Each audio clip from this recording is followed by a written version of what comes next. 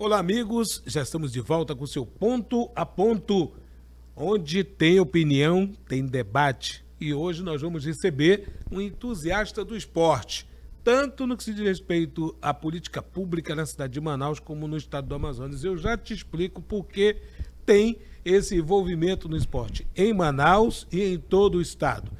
Foi vereador da capital, criador da Comissão do Esporte no Parlamento e outros avanços significativos na representatividade do esporte. Eu falo de um esporte global, tanto do futebol, das lutas e até mesmo de outras modalidades. Nós estamos recebendo hoje no Ponto a Ponto o Fabrício Lima, que também faz parte agora como comentarista, como apresentador da Jovem Pan News Manaus. Seja bem-vindo ao Ponto a Ponto, Fabrício Lima. Obrigado, Jackson. Obrigado, meus amigos. É uma honra estar aqui falando daquilo que eu amo. Eu entendo o esporte como uma ferramenta de inclusão, de mudança e transformação social. Nos países desenvolvidos a gente vê muito isso. Infelizmente não é uma política pública de prioridade no país, né, e acaba se refletindo no estado, nas prefeituras. Mas graças a Deus a gente tem muitos avanços e a gente continua militando e lutando por isso. Muito bem. Participa dessa edição a jornalista da Jovem Pan News Manaus, Caroline Marques. Seja bem-vinda. Obrigada, Jackson. Obrigada a todos. É muito bom estar aqui novamente. Conosco também o cientista político e apresentador Ney Fábio. Olá, Ney Fábio. Tudo bem, Jackson? É uma honra também estar aqui, poder participar dessa bancada. Tenho certeza que aqui vão discorrer assuntos muito interessantes aí, muito interessantes. É verdade. Olha, durante muito tempo o esporte, né, sempre foi algo que pudesse tirar muitos jovens ali da ociosidade, do caminho talvez errado, para uma possível ascensão à margem da sociedade. Mas, claro, nós avançamos tanto que a cidade de Manaus foi sede de uma Copa do Mundo e das Olimpíadas. E ali estava o Fabrício Lima, inclusive. Eu quero começar dessa maneira, Fabrício, porque são dois grandes eventos, até então inimagináveis, a cidade de Manaus sediar. E você estava lá participando, até mesmo com o administrador, né, das secretarias, e junto com as federações. Como foi essa experiência? Foi um presente do Papai do Céu, né? Porque já estava no meu terceiro mandato de vereador, recebi um convite do então governador e eleito prefeito Amazonino Mendes, da cidade de Manaus. O governador era o Eduardo Braga. Nós estávamos naquele processo de ser sede de uma Copa do Mundo, né? E tudo acontecendo ali em 2009, e de repente vem a grande responsabilidade. Eu era o primeiro interlocutor de Manaus com a FIFA, né? Sou registrado junto à FIFA, e o Denis Minerve, que hoje é o representante da Bemol, fazendo esse trabalho maravilhoso, era o responsável pelo Estado. Certo. Então, de cara, uma responsabilidade muito grande, com tudo aquilo que envolvia a prefeitura para os jogos.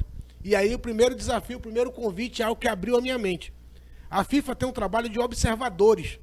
Então eles trabalham com todas aquelas pessoas que se envolvem com a Copa do Mundo, e a Copa era na África. Então tu imagina a minha responsabilidade. Eu fui levado para a África, passei 2 meses praticamente durante a Copa do Mundo convivendo na África. Lá eu conheci um cara chamado Paul. Esse cara mudou a minha forma de ver as coisas. Porque até então eu imaginava que o gestor planejava, organizava e fazia com que as pessoas executassem, como se fosse um maestro de uma grande banda de música. E o Paul me ensinou diferente. Ele falou: Fabrício, tem 2 opções. Depois eu descobri que o pai dele era o responsável pela venda de todos os ingressos da Copa do Mundo. Só.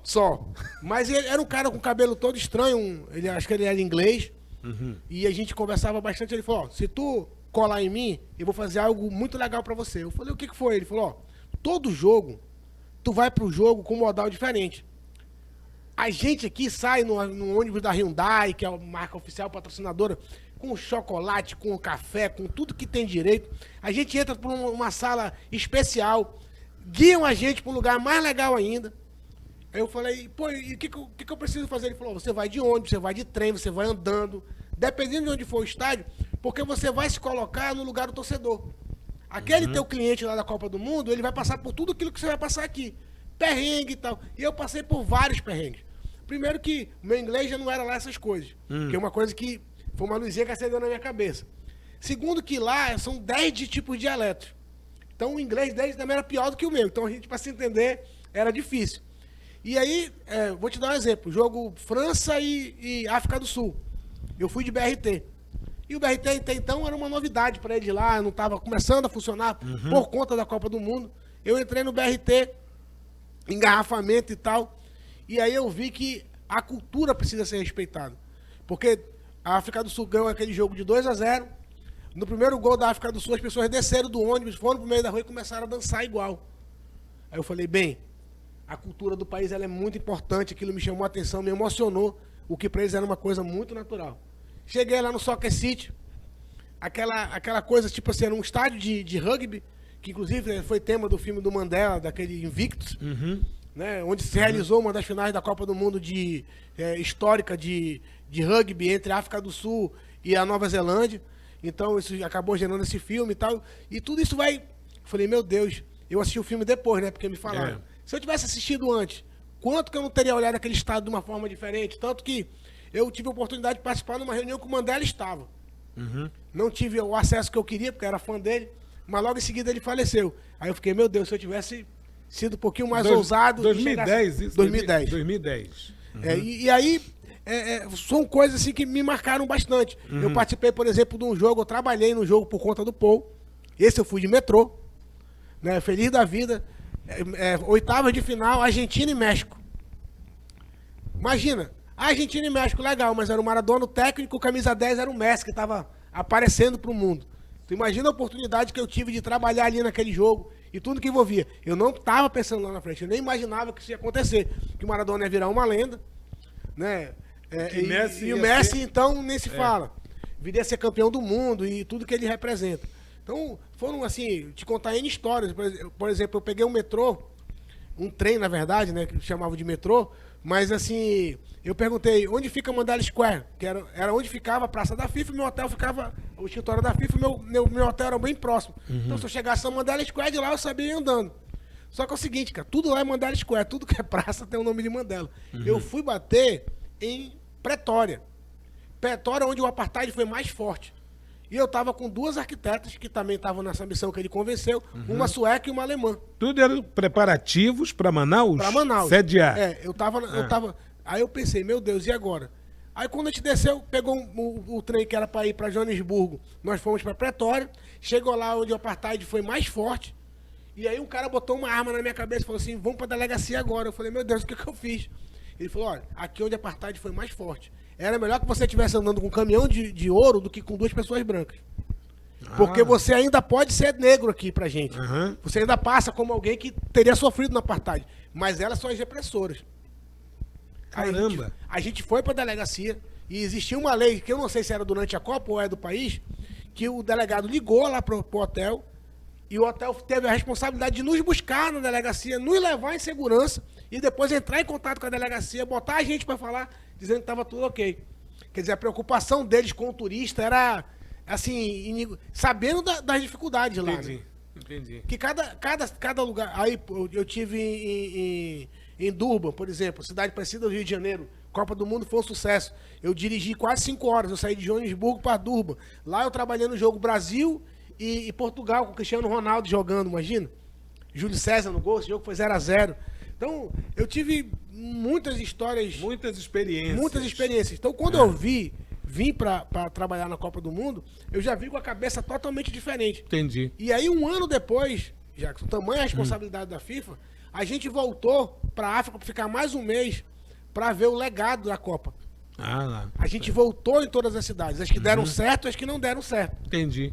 Então, servindo assim, como exemplo para o futuro. É assim, é uma história para gerações aí, mas assim, o que foi legal? Vai lá, participa, trabalha, te envolve. E aí, o que foi legal da minha parte? Eu poderia até chegar lá e falar, pô, eu vou nada, eu sou soberbo, né? Eu sou um cara, tô aqui como autoridade, pra que eu vou entrar no ônibus? Pra que eu vou pegar trem? Pra que eu vou ficar passando perrengue? Pra que eu vou pro lugar errado? Né? Aí eu entendi, pô, se tivesse mais informação, eu não teria me perdido.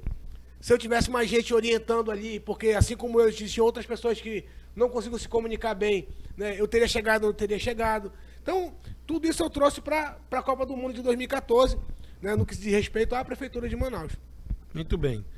Vamos lá, tem muita história ainda, hein? Tem. Tem muita história. E eu falo muito, né? Né? Só um pouquinho. O Fabrício, ele tem toda essa experiência, né? Foi secretário de Estado do Esporte, Segel, né? passou também pelo município. Foi aquela parte em que você ficou no município e no Estado. Exatamente. Né? Mas a Caroline Marques tem uma pergunta a fazer agora ao Fabrício. Sim, Fabrício, me fala nesse período da Copa, qual foi as principais dificuldades que o senhor teve? A principal dificuldade aqui em Manaus na época, e continua até hoje, né, infelizmente, é a questão de logística, né? O transporte aqui, por exemplo, a FIFA escolheu uma das coisas que pesaram a nosso favor, que sem trânsito, do aeroporto para a arena, 5 minutos, 7 minutos no máximo, uma linha reta. Você pensa bem, você pega Santos Dumont, Torquato Tapajós, chegou. 90% dos ônibus da cidade, eles transitam na Constantino Nery. Em algum momento do dia, ele vai passar ali na frente. Né? O hospital ali ao lado, né? o Emoan. Então, você começa a entender que quando você vai construir algo público, você tem que pensar toda essa logística no entorno, né? O UBS lá próximo também, uma UBS de grande porte lá. Então, assim, tudo isso pesou. E o que eu entendi, que eu aprendi bastante, essa questão do planejamento, de pensar a cidade lá para frente, não pensar porque a gente vai receber uma Copa do Mundo, mas pensar na vida das pessoas. Né? O legado que ficou da Copa, por exemplo, nós ficamos com 3 estádios, falava que isso aqui era um elefante branco, que hoje nós temos um time na Série B, nós temos 2 na Série D, nós temos um time de futebol feminino na série A do campeonato. Então, assim, com o tempo o legado veio. Né? Então, assim, discriminavam a gente, não tem futebol. Tem, nosso povo ama futebol. O que falta muitas das vezes é a oportunidade das coisas acontecerem. Né?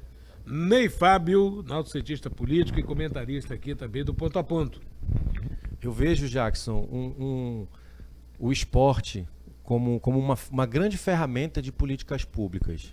Né? Eu já conversei com outras pessoas, né? E eu até trago aqui para nossa conversa, nosso debate, para perguntar do Fabrício, o que o senhor acha da possibilidade das escolas municipais, escolas estaduais, elas funcionarem no fim de semana, as quadras poliesportivas que tem nas escolas, como um local para que a comunidade possa ter acesso ao esporte, que uma política pública que evitaria que essas crianças e adolescentes ficassem expostos, né, às ruas, né, e praticassem os esportes, e aí sim, tendo tutores lá para educar nessa parte de esporte. O senhor acha que é viável isso acontecer na nossa cidade?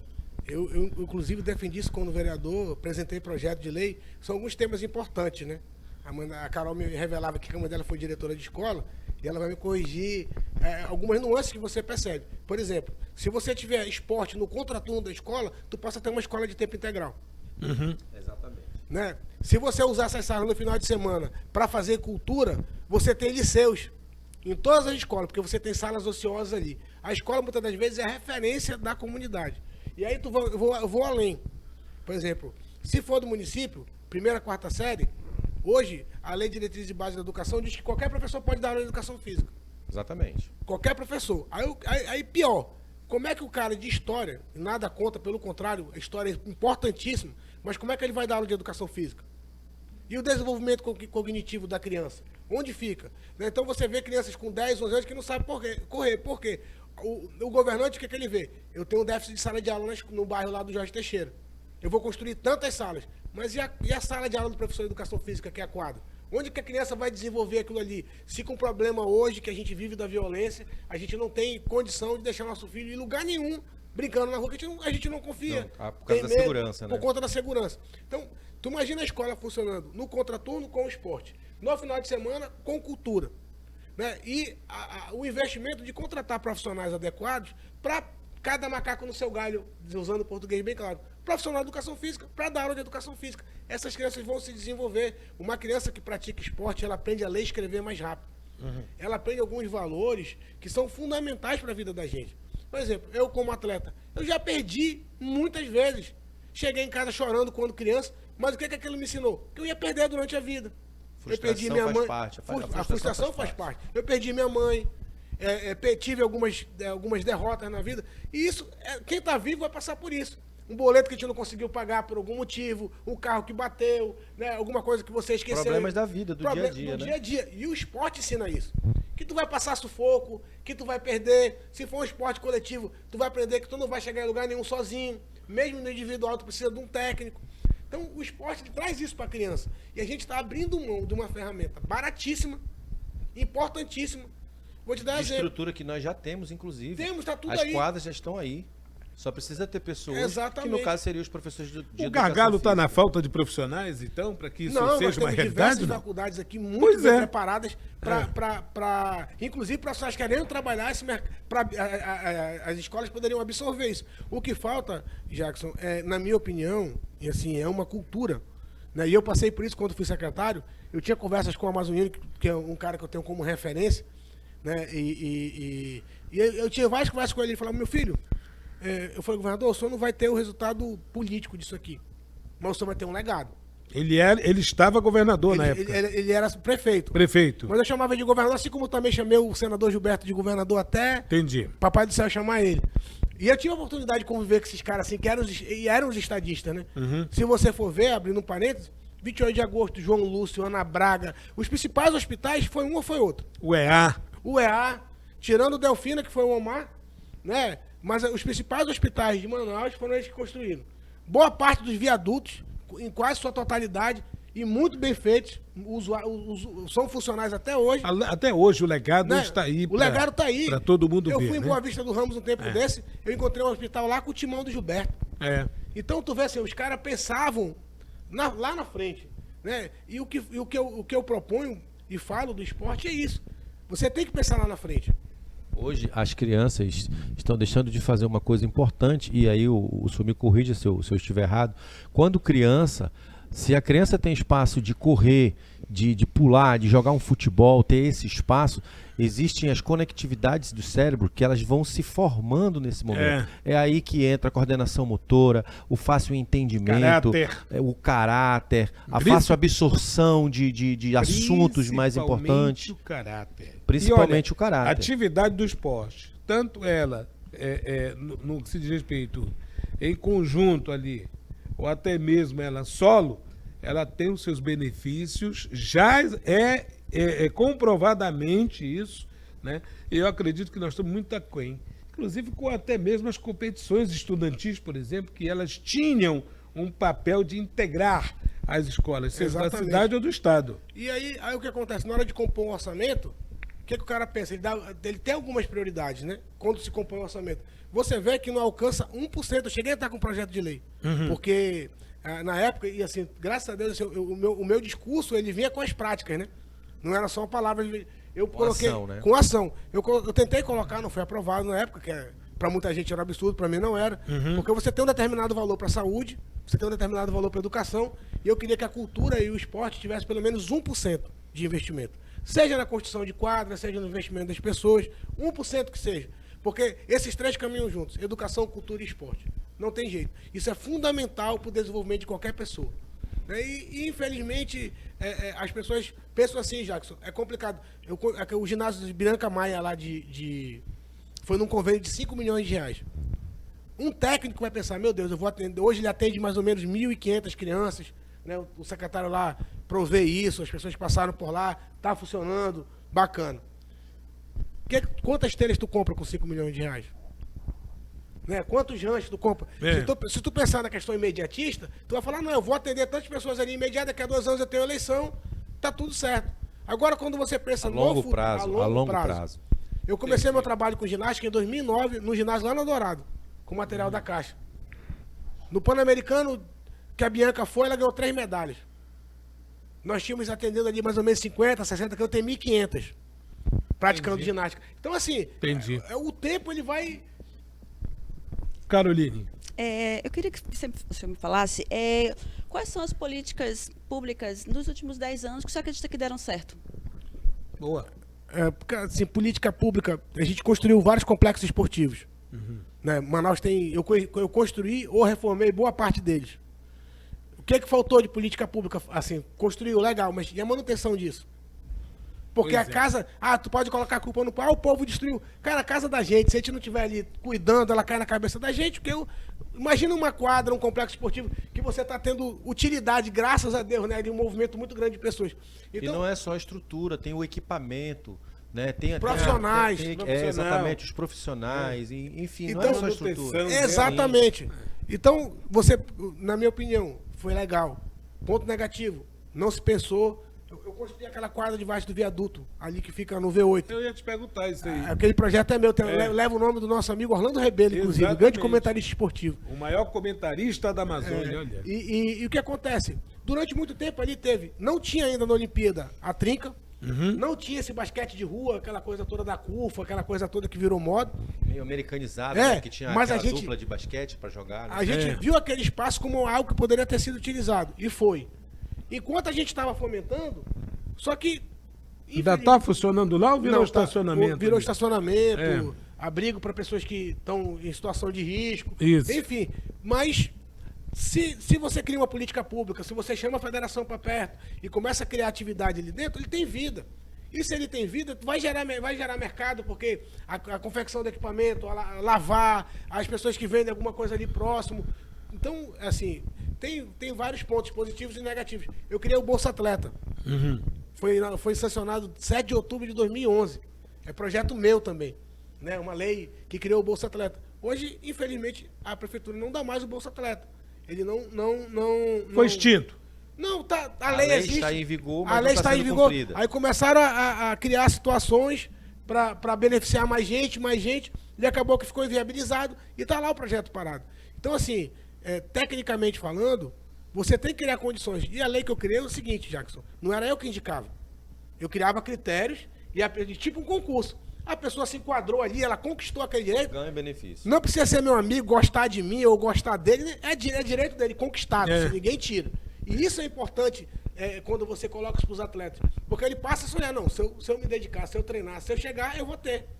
Agora, Fabrício, tudo isso, como você falou, falta de continuidade. Né? Exatamente. Mudam aí as nossa administrações. Disse uma coisa muito interessante. Política pública. Sim. Né? A política pública é algo que vai acontecer, seja quem for, o princípio da impessoalidade, né? Seja eu, seja ela, seja o nosso... Precisa ser cumprido como lei. Exatamente. Eu acompanhei agora, recente, a atleta Malrimage, né? Minha amiga, inclusive. Exatamente. Esposa, ex-mulher do nosso piloto Antônio Pisonha. Do Antônio Pisonha. Ela estava representando o Instituto de Brasília, muito bacana. Eu estava acompanhando-a aqui em Manaus e ela lamenta muito dessas políticas públicas, a gente conversando sobre os projetos, os programas que outras cidades ainda têm. Mas isso também precisa ter uma parceria com a iniciativa privada, o qual é muito tímida essa participação na cidade de Manaus. Mas Jackson, assim, o que acontece... Por favor. Hoje existe a governança, existe a questão da SG. Todas as empresas têm recurso lá para destinar. Certo. Agora, a outra parte, o que a gente faz para capacitar essas organizações não governamentais, as federações, a buscar esse recurso? Né? Criar projetos, planejar. Porque, Jackson, é um negócio. O patrocínio não é caridade, é um negócio. E eu sempre deixei isso muito claro. Tem a lei do retorno. Né? Exatamente. Ele não vai patrocinar se ele não vai ter nenhum retorno. Vai haver um jogo importante na cidade. A empresa vai aportar um dinheiro lá. Legal. Porém, ela quer saber onde que ela vai aparecer. A publicidade. Exatamente. Ela está deixando de investir no seu programa, por exemplo, para ter visibilidade no jogo. Ou está deixando de investir no seu programa para investir na Carol, que vai disputar uma Olimpíada e vai colocar a marca em determinado ponto da farda, do kimono, do material que ela vai usar. Então, esse trabalho precisa ser feito. A gente não tem que olhar o esporte como, o coitadinho, porque... Não. Ele quer... Todo mundo quer estar perto da coisa que dão certo. Só que a gente precisa preparar as pessoas para buscar isso. Né? Eu sempre falava isso para os meus atletas. Eu tenho 40 crianças, Jackson. Eu estava fazendo essa conta hoje. Eu tenho 40 crianças, que são jovens hoje, de um projeto social meu que moram em outros países. E não eram pessoas abastadas. Atualizado. Atualizado. Eram pessoas da periferia, né? Bacanas, com sonhos, com uma família estruturada e que apoiava, incentivava. E aí um sonho encontrou uma oportunidade e uma história linda se construiu. É isso, então... nós estamos cheios de talento aqui, já. Muitos Teve o Sandro, que era um atleta. Sandro corredor, Viana, medalhista olímpico. medalhista olímpico. Saiu daqui do Dom Pedro. Jiu-jitsu que tá no O do UFC. Jiu-Jitsu. Não é o- Nós temos O Adriano. O Adriano Martins, José Aldo, Adriano Rony Martins. Flores, É. Jacaré. É. Aí vai ficar aqui o dia. Paixão, cadê o Paixão, Só da arte hein? marcial tem muito. Ulisses Paixão. Ulisses Paixão. Tá bem professor, gente Tá bem, finíssima. professor, né? Professor. Aquele que fizeram um filme que ele corre, Sandro... Sandro Viana. É. E o José Aldo vira o filme. José José Aldo virou filme José também. Aldo. Eu José Aldo se eu aposentou estudei- agora recentemente. É, né? aposentou. A mãe do Sandro foi minha professora de história. Olha aí. Lá no Petrônio, a gente corria junto, só que... Petrônio e Portela. Petrônio e Portela. Tem muita história aqui. Aconteceu exatamente o que o Fabrício falou. Eu estudava de manhã no Petrônio e Portela e eu não ia para casa. Eu ficava fazendo esporte no Petrônio e Portela no outro horário. Jogava futebol de salão, tinha a Olimpíada dos colégios, das Jogos escolas, jogos estudantis. estudantis. Era Os fantástico. Jogos estudantis Ali era próximo tinha a fantástico. Fundação Bradesco Fundação também. Bradesco, era Olha aí. fantástico. É muito importante. O colégio militar com aquela estrutura toda, né? Oferecia. Boa, Né? boa. Existia um As finais eram no René Monteiro. Olha aí. Né? E atrás do René Handball. Monteiro, o solo de Solo de Lucena, Lucena. que utilizava aquele ginásio para fazer grandes atividades. Exatamente. Então, assim... É possível. É possível. É Jackson. possível. E assim, eu não tô colocando a faca no pescoço de ninguém, nem apontando o dedo dizendo que alguém fez alguma coisa errada. Eu tô falando que culturalmente no país não existe esse olhar diferente do esporte quanto política pública. Entendi. Principalmente da questão desse período que se aproxima agora, que se avizinha, as pessoas veem o esporte como uma ferramenta eleitoral. E aí, infelizmente, Não é. Não é. Você É não contínuo, vai. Você é não- contínuo. Eu vou te dar uma coisa que eu aprendi lá em Abu Dhabi, com o meu mestre. Uhum. Quando você faz alguma coisa legal lá em Abu Dhabi e a pessoa tem respeito por você, ela te dá tâmara. Tâmara é uma fruta muito doce, muito gostosa. Uhum. Mas olha só a parada. Eu falei, pô, mestre, obrigado e tal. Eu até desenhei nele, mas, pô, tâmara, você não quer me dar outra coisa? Ele falou, não, Fabrício, culturalmente aqui, o que significa a tâmara? A tâmara, às vezes, demora 100 anos para dar frutos. Então, quando você planta a tâmara, você está pensando numa próxima geração. Então, quem planta a tâmara não colhe tâmara. Tâmara significa resiliência, respeito. Alguém vai colher. lá. Alguém- Paciência e disciplina. Isso. E é por isso que nós estamos sempre aqui com um convidado para falar de sua trajetória política, profissional e, é claro, dentro da cidade de Manaus e no estado do Amazonas. Hoje nós estamos recebendo o Fabrício Lima, que foi, né, secretário de Estado do Esporte do município, tem uma participação ainda ativa. Passou o tempo e tu ainda pratica alguma arte marcial, hein? Pratico, sou faixa preta de judô, de jiu-jitsu, luta livre, Só. treino wrestling. Então, assim, é a minha vida, né, Jacques? O tempo vai passando, mas a cabeça da gente é de um jovem sonhador. Eu aprendi também quando eu estive na África que é muito importante, né? As pessoas vão sempre duvidar do que você fala, né? Nunca do que você faz. Uhum. Então eu jamais poderia pregar tanto, né? Que eu digo que a minha quadra, o meu tatame é a minha igreja. Eu não poderia pregar tanto lá na minha igreja, no esporte, se eu não desse o exemplo. Um né? exemplo. O exemplo ele arrasta, né? As palavras convencem, mas o exemplo arrasta. Muito bem. Caroline, Então, nós temos ali na Amazônia, né, que ajuda bastante, né, o futebol amazonense. Eu queria saber, assim, quais outros esportes poderiam ter mais valorização aqui no Amazonas? Cara, assim, estou abrindo parênteses na Amazônia, né? Olha como Deus é bom, né? Lá eu fui torcedor na década de 80 com meu pai. no Vivaldão. Vivaldo hein? Lima. Vivaldo Vivaldo Lima, Lima. no antigo Vivaldo Lima. Comi muito pastel ali na feira do Gilberto, ali do lado. Você é pro Rio Negro, hein? E depois eu virei jogador de infantil profissional. Depois fomos trabalhar na rádio juntos. Foi. E eu virei o repórter de todas as torcidas. Verdade. E logo em seguida virei gestor numa Copa do Mundo e numa Olimpíada. É verdade. Mas respondendo a tua pergunta, olha que coisa engraçada. Veio a Olimpíada de 2016. E aí na Copa do Mundo eu era secretário da prefeitura. Durante a Olimpíada, secretário do Estado. Uhum. E aí você me pergunta de espaços públicos importantes para a prática de esporte.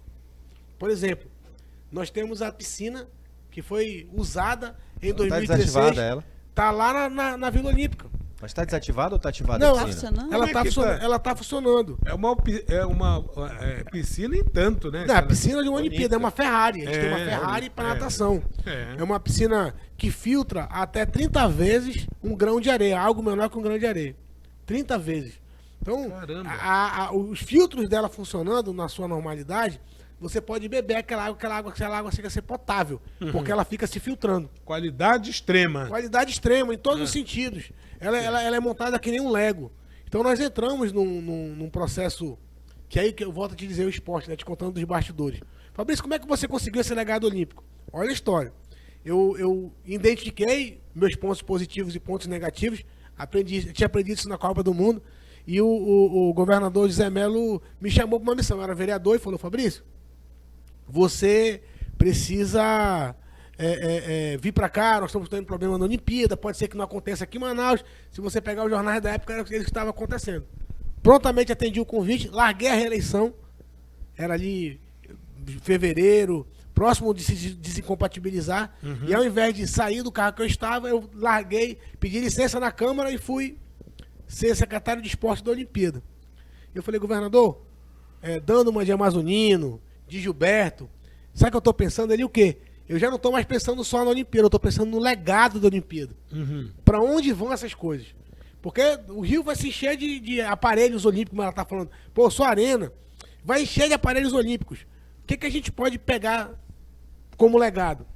E aí eu fui lá, identifiquei, eu falei: olha, governador, é o seguinte, parece meio inusitado, mas eu preciso ir no Rio. Na segunda eu preciso estar no Rio e na terça eu preciso estar em Brasília. Aí ele falou: por quê? Eu falei: eu preciso articular. Aí ele: mas vai articular como? Eu falei: a gente vai articular de maneira diferente. Ele: mas como? Eu falei: olha, o secretário nacional de esporte é o hoje deputado federal pelo Rio de Janeiro, Luiz Lima. Ali, um ícone da natação, né? Então, eles nadam ali na praia de Copacabana, eles treinam para a Olimpíada ali na praia de Copacabana. Se eu estiver no meio deles, eu vou ser uma voz ativa no legado olímpico, porque são 4 piscinas. Uma vai ficar com as Forças Armadas e a outra vai ficar no Rio, propriamente dito, e 2 vão ser destinadas para algum lugar do Brasil. Eu estava disputando essa piscina com o Cielo, com o Pinheiros, com o Flamengo, com o SESI, enfim, com vários grandes nomes. Exato. Qual era o meu diferencial? Eu nadava com os caras. O treino deles era entre o Forte de Copacabana e o Forte do Leme, e eu ia para o mar aberto nadar com eles, né? Eu era triatleta e nadava, e quando acabava eu ficava na resenha. E aí, lá pelas tantas, o então secretário nacional falou: Fabrício, vou te dar uma oportunidade. Se você me disser por que a piscina deve ir para Manaus, ela é sua. E tava lá vários atletas olímpicos. Me provoque, me convence. Né? Me convence. Que inclusive ele usou isso nas páginas amarelas da Veja, porque ele foi criticado pelo Cielo, que o Cielo queria essa piscina em São Paulo. E eu falei: cara, é muito simples. Quantos atletas vão para a Olimpíada? Ele me deu o número lá, 500 e poucos atletas e tal. Eu falei: só 2% são da região norte. Aí ele falou: legal. Eu falei: e qual é a maior quantidade de atletas em águas abertas do Brasil? Ele: pô, é Salvador. Eu falei: legal, Salvador não tem uma piscina olímpica. Eu ganhei uma para Bahia. E no norte, somente 2% dos atletas são do norte. Quer dizer, ninguém tem 3 braços, 3 olhos. O que a gente não tem é um aparelho para treinar. É muito fácil chegar no sul ali, você encontra fácil grandes aparelhos. Toda a estrutura possível. Possível. É verdade. Aí ele falou: me convenceu. E olha que o cara era candidato a deputado federal pelo Rio de Janeiro. E mandou essa piscina para Manaus. E tá lá. E, na minha época eu sonhei com recuperar a plataforma de saltos ornamentais. Logo em seguida veio um secretário que não alcançou isso. Tapou o buraco porque queria mais espaço. Olha a cabeça. Meu Deus. Um retrocesso. É um retrocesso. Foi Porque um retrocesso aí. os saltos ornamentais é um esporte olímpico. E como tal, ele se recebe recurso. Então, é sempre pensando lá na frente. Investimento, né? Embaixo das arquibancadas ali, eu queria construir a sala do triatlo, a sala do nado sincronizado. Na verdade, é muito difícil. A burocracia te atrapalha e outros fatores também. É o que eu te falo. Porque se você olhar com um olhar de político, propriamente dito, político profissional, o que ele vai pensar? Todo ano par eu tenho eleição. Então, no ano ímpar, eu faço o meu barulho. E no ano par, eu participo da eleição e vou correr ali meu chapeuzinho, que são os votos. Infelizmente. Quando você pensa a médio e longo prazo, eu estou te falando aqui de 4, 5, uma obra que pode demorar 2, 3 eleições. E aí sabe o que o cara pensa? Eu vou fazer filho na mulher dos outros, que eu já ouvi muito. Eu vou passar pro outro, eu vou fazer obra pro outro cortar faixa. É verdade. Isso Então, aí é verdade. No meu caso, o que eu falava? Eu falei: eu não estou pensando em mim. Eu estou pensando que quando eu fui criança, quando eu fui atleta, eu não tinha. E eu estou tendo a oportunidade de dar aquilo que eu não tive. Agora, Fabrício, olha só. Você está relatando aí muita coisa da qual você participou e outras você assistiu, né? E claro, todo tempo tem um fator político. Cidade de Manaus ficou fora da Copa do Mundo Feminina por uma falta de articulação, estratégia ou sei lá o quê. Tanto que caiu o secretário de Estado de Esporte, caiu. Houve a troca, etc. e tudo mais. Essa falha é uma falha imperdoável para o esporte e para a cidade de Manaus, que já tem uma experiência de ter sediado uma Copa do Mundo e umas Olimpíadas. Faltou o quê? Articulação também, não? Cara, assim, a FIFA, eu não sei exatamente como se deu para acompanhar pelos jornais e tudo, assim. Eu estaria até sendo leviano de afirmar alguma coisa. Certo. Mas o que eu posso falar da minha experiência em Copa do Mundo e Olimpíada, um dado simples, até para Carol, que é jornalista aqui, a Embaixada do Japão esteve aqui. Eles calcularam quantos japoneses viriam assistir o Japão jogar a Olimpíada em Manaus e programaram o quê? Nós temos que ter uma quantidade de leitos para atender cada japonês. Hotelaria. Não, leito de hospital. Leito de hospital. Caramba. Caso houvesse necessidade. Então a gente montou um hospital, campanha na Vila Olímpica. Nós criamos estruturas para que atendessem os turistas japoneses que estavam vindo para cá e desse toda a segurança do mundo para eles. Aí sim, hotelaria. Né? Aí eu dei entrevista para a TV de Tóquio. Por NHK. O jornal o New York Times esteve aqui porque a seleção americana também viria jogar aqui, né? Então, tu imagina assim, a quantidade de demanda que você recebe, a forma que você administra as informações. Durante a Copa do Mundo, por exemplo, nós tínhamos uma comissão que tratava especificamente de saúde. Logo quando eu comecei, eu participava de todas. Até eu chamei o governador e falei, governador, eu posso ter o bom senso do mundo, mas eu não sou secretário de saúde. Tem coisas aqui da logística, de algo que é pertinente à logística da saúde, ao funcionamento num grande evento de saúde, que eu não, infelizmente... Específico, né? Específico, eu não vou dominar. Por Não mais... tem a expertise pra Eu não decidir, tenho. né? Eu sei que eu preciso de ambulância, eu sei que eu preciso ter dentro do estádio, mas no entorno, para receber milhares de pessoas que vêm para cá, para nossa cidade. E assim, foi cada macaco no seu galho. Cada um, né? Foram vários atores como um time de futebol, todo mundo jogando em harmonia, segurança, trânsito, tudo que envolve... Um alinhamento. Exatamente, sem vaidade, sem Eu nada. vejo, Fabrício, que houve, na verdade, um foco. Foi colocado um foco, todo mundo se uniu para fazer aquilo ali acontecer. Eu acho que é o que está faltando agora.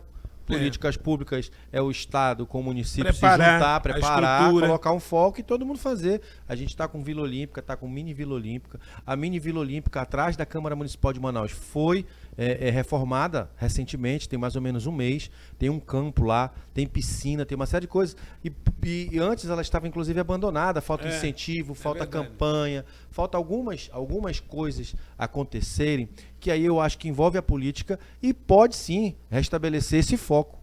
A Caroline tem mais uma pergunta aí, Caroline? Tenho. Eu queria a sua opinião sobre o esporte. Ele pode afastar os jovens da criminalidade e da invasão escolar? Queria que tu contasse alguma história que tu conhece. Tem várias. Não, é legal, tipo assim, eu me sinto confortável pra te falar isso. Tipo, tu me pergunta, faz uma pergunta, eu te conto uma história que eu vivi. Olha como Deus é bom, foi bom comigo, das oportunidades que ele me deu. Então, tu imagina, eu vou falar não porque eu já contei essa história outras vezes, mas essa história toca o meu coração, até me emociono. Porque eu era político já, e aí eu cheguei na Vila Olímpica e criei um projeto. Eu tinha machucado meu joelho, eu era triatleta, acordava 4 horas da manhã para treinar. Aí eu falei, bem, eu tenho um tatame enorme aqui, eu já sou faixa marrom, de juiz não era faixa preta ainda, e sou faixa preta de judô.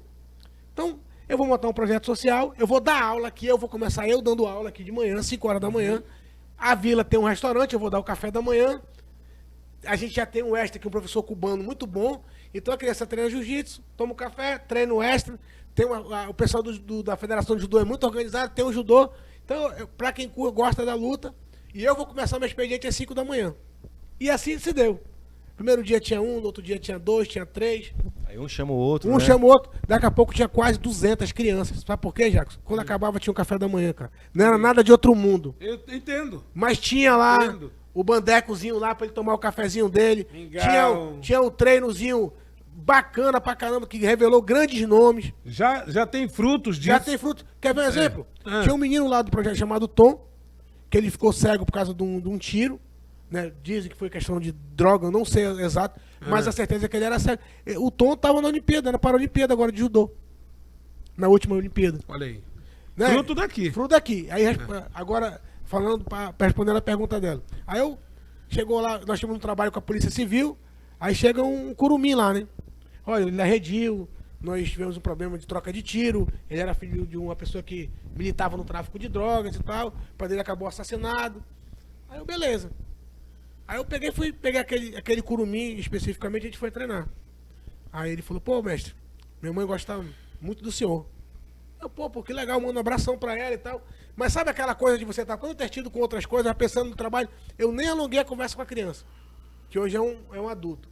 Aí ele acabou o treino, aí o policial que tava lá falou, pô, tu nem perguntou o nome do menino e tal. Eu falei, pô, é mesmo, desculpa. Eu falei, mestre, como é seu nome? Ele falou, não falei que a mamãe gostava muito do seu, meu nome é Fabrício.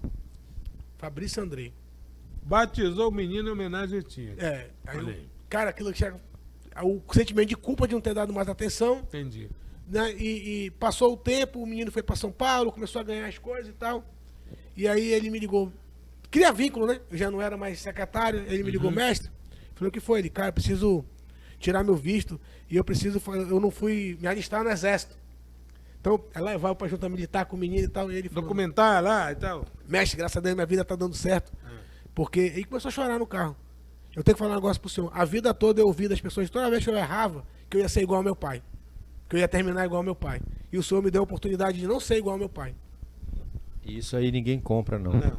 Isso é coisa pra vida. Entendeu? Através E até, ó, eu tô falando contigo embargando aqui, porque tu fica, meu Deus, se eu transformar a vida de uma criança, já tá pago. E os filhos entendeu? E os filhos dele. E o moleque colou, se você pegar, o moleque curou a depressão dele com anime. Ele é uma referência para as crianças que gostam de anime hoje. Ele tem kimono com o nome dele, ele mora fora. Cara, assim, moleque do bem, é exemplo, sabe? Um exemplo que foi construído primeiro porque ele quis, o caráter dele, as pessoas que tiveram cuidado com ele, de criar ele, mas principalmente porque foi dada uma oportunidade. A oportunidade dele chegar lá e hoje ser exemplo. Então, assim, tem uma série, tem o Dioguinho, que eu contei a história pra vocês, que ele queria ser igual o Disseu, que era o dono da Boca. Olha aí. Né? A referência dele era essa. Não, tem até uma outra história engraçada. Eu tenho várias histórias engraçadas. A gente foi fazer uma feijoada que precisava comprar passaporte do Dioguinho pra ele poder ir pros Estados Unidos e tal. E a mãe dele era uma pessoa humilde, né? Então a gente fez a feijoada. Agora, bacana essa história aí do Dioguinho, porque ele saiu de uma realidade para outra através disso. Através disso, aí tu escuta, a gente fazendo a feijoada. Aí a mãe dele chegou, mestre, eu queria pedir um favor. Eu falei, o que foi? A gente mora aqui no Renato Souza Pinto. Graças a Deus a gente vive bem, não falta nada. Mas, pô, para de botar essas coisas na cabeça do meu filho, que ele vai morar nos Estados Unidos, essa coisa toda. Estamos aqui fazendo a feijoada. Mas, por favor, eu falei, e aí, Dioguinho? Ele, mestre, eu já falei pra ela que o senhor me ensinou que sonhar grande dá o mesmo trabalho de sonhar pequeno. Dioguinho é bicampeão da DCC, é uma lenda viva do esporte hoje. Comprou uma casa pra mãe dele, com o primeiro prêmio que ele ganhou da DCC. E onde essa casa? Lá no Renato Souza Pinto. Né? Mas ele foi pro exterior. Ele mora nos Estados Unidos. Cuida da família dele, cuida do... Cara, assim, eu volto a te dizer, existem, eu passaria aqui te dando vários exemplos. Vários talentos. Manaus é muito rico. Eu digo que lá na Bahia, o cara nasce artista, né? Aqui nasce lutadores. Aqui nasce lutadores da vida. Eu vi o Minotauro comentando uma vez sobre os atletas de Coari. Coari. Tu viste esse vídeo? Vi. Olha só, Coari. O nosso estado, Jackson, aí o senhor me corrija, é o segundo do Brasil, né, em relação a artes marciais, principalmente o jiu-jitsu, né? Já foi o primeiro do Brasil. Já foi o primeiro, inclusive já foi o primeiro. E com o olhar externo dos outros países olhando, o Rio só perde pro Rio de Janeiro. Então, assim, nós temos atletas aqui fantásticos. Eu fui do jiu-jitsu, quase que eu finalizo o Fabrício do jiu-jitsu, e eu era o meu mestre era o Kid e o Joel, o Dr. Joel agora. Dr. Joel, Dr. Joel e o Kid, que era grande lá em cima da loja dos espelhos, Casa dos Espelhos, ali na Joaquim Nabuco. Sim, Era Grace. Era Grace. Era Grace, tu lembra? Na época os meninos todos criaram a Grace, o Paulo Coelho. O Rigonei. O Rigonei que tá morando fora, né? É da minha época o Rigonei. Entendeu? A história. Cara, assim, o que eu te falo, são vários heróis. Né? Eu tenho quantas histórias cada um desses não tem, de pessoas diferentes, de pessoas que mudaram, transformaram vidas. Então, quando você dá oportunidade, eu sou apaixonado por isso. Assim, essa dinâmica do esporte, ela é incrível. Vai ter o jogo aí das estrelas. O jogo das estrelas. Que é sempre vem um astro, o Ronaldinho vem aí. Ronaldinho, né? Popó. Isso, vem toda essa turma. Eu lembro que você, quando estava secretário, também promovia isso. Inclusive, o meu querido Vasco da Gama veio jogar aqui, encontrei com você no gramado, que eu fui entrevistar o saudoso Eurico Miranda, e é difícil trazer esses clássicos para cá. Como é que funciona isso, Fabrício? Tudo como eu te falei lá de trás, né? 2010, Copa do Mundo e tal. Maracanã em reforma. Né? Tudo contribuindo. Tudo né? contribuindo.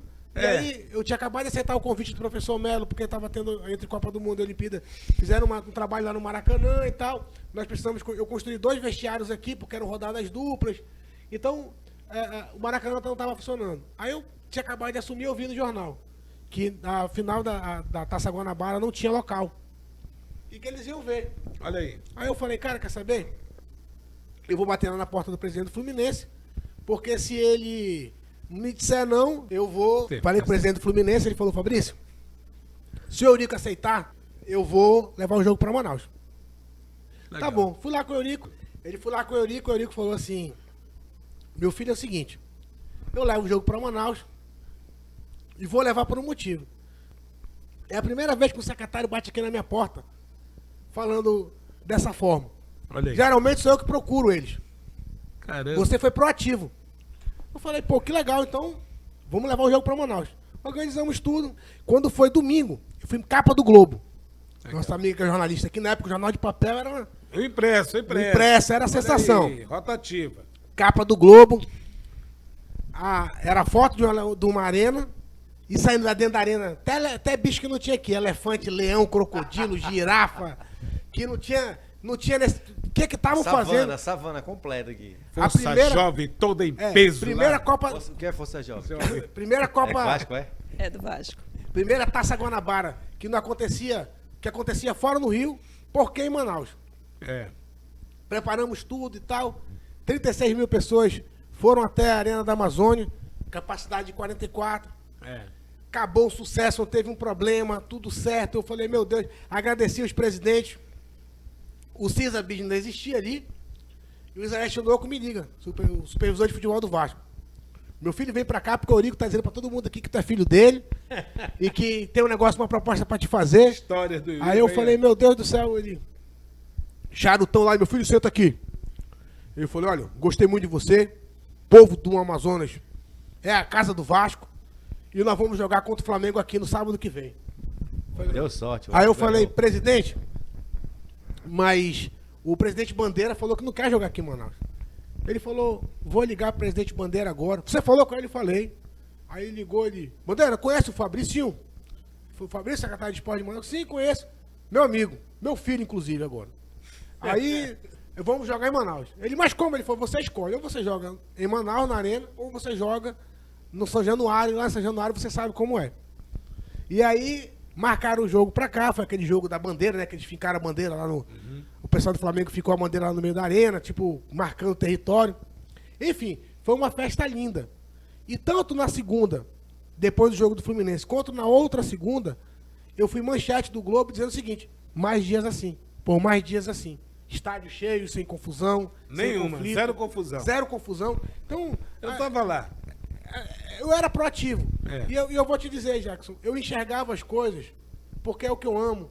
Então, quando a gente está fazendo com amor, quando a gente faz o que a gente ama, tudo é diferente. A gente está quase para concluir, Fabrício. Você está de volta a Manaus, etc. e tudo mais. Tem algum projeto político, não? Não.